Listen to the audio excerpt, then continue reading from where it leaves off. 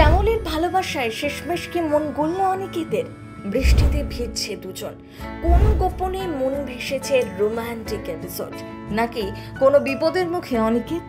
গুন্ডারা অ্যাটাক করতেই শ্যামলী যা করবে, টিভির আগেই সেই গল্প ফাঁস। কিন্তু শ্যামলীর বুদ্ধির কাছে কেউ জিতবে না। নতুন মোড় শ্যামলীর জীবনে, ভালোবাসা জিতে যাবে।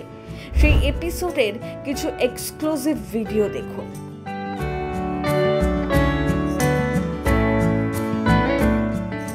একের পর এক বিপদের হাত থেকে মল্লিক পরিবারকে বাঁচাচ্ছে শ্যামলী। সেই কারণেই অনিকেতের মনে জায়গা করে নিচ্ছে এই সাধারণ মেয়েটা ধীরে ধীরে।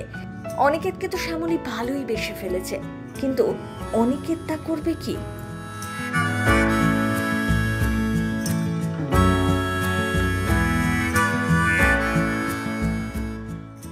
গাড়িতে যাচ্ছে অনিকেত আর শ্যামলী, জোরে বৃষ্টি পড়ছে, কিন্তু আসলে সত্যি বৃষ্টি হচ্ছে না। পুরো এপিসোডটা শুট হয়েছে ইন্দ্রপুর স্টুডিওতে। রণজয়ের মাথায় যাতে বৃষ্টির জল না পড়ে আগলে আগলে তাকে রাখছেন শ্বেতা। এভাবেই কি শ্যামলী আর অনিকেত কাছাকাছি আসছে? কিন্তু শেষে গুন্ডারা গাড়ি থামাবে, অনিকেতের উপর হামলা চালাবে তারা। নিজেকে বাঁচাতে পারবে অনিকেত? সাথে আবার শ্যামলী রয়েছে। একেবারে টান টান উত্তেজনার পর্ব, কিন্তু অনিকেতকে বাঁচাতে শেষে রুখে দাঁড়াবে শ্যামলী।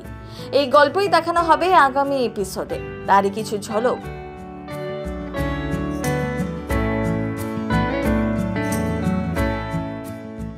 দুজনের ভালোর জন্যই অনিকেত শ্যামলীকে ডিভোর্সের সিদ্ধান্ত নিয়েছেন। অনিকেতের সিদ্ধান্তে শ্যামলীর মন খারাপ, কিন্তু এর বিরুদ্ধে একটা কথাও সে বলেনি। এরই মধ্যে রোহিণীর জীবনের গল্প শুরু হয়। শ্যামলী রোহিণীর জীবনের রহস্য জানতে পারে।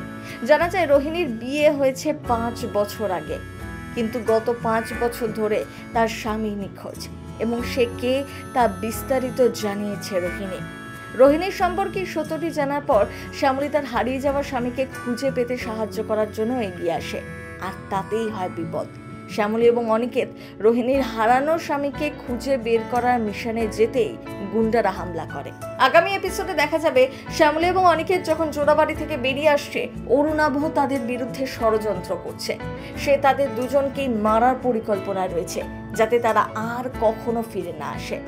দ্য গ্রেট বেঙ্গল ক্যাটারারের পুরো পারিবারিক ব্যবসার উত্তরাধিকার চায় অরুণাভ, কিন্তু তা হতে দিচ্ছে না শ্যামলী। শেষমেশ সেই শ্যামলী অনিকেতের বিপদের ঢাল হয়ে দাঁড়াবে। তাদের ডিভোর্স কি তাহলে আর হবে না? অনিকেত কি শেষ পর্যন্ত নিজের ভুল বুঝতে পারবে? সেটাই দেখার।